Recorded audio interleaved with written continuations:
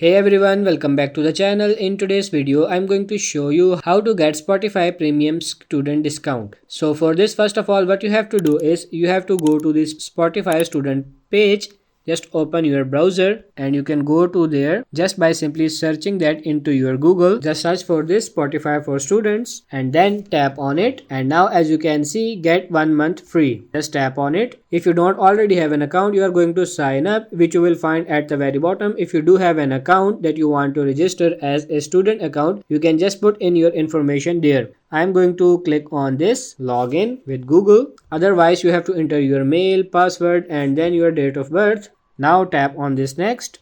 And now as you can see, you have to enter all the information like country, school, then your first name, last name, and then date of birth.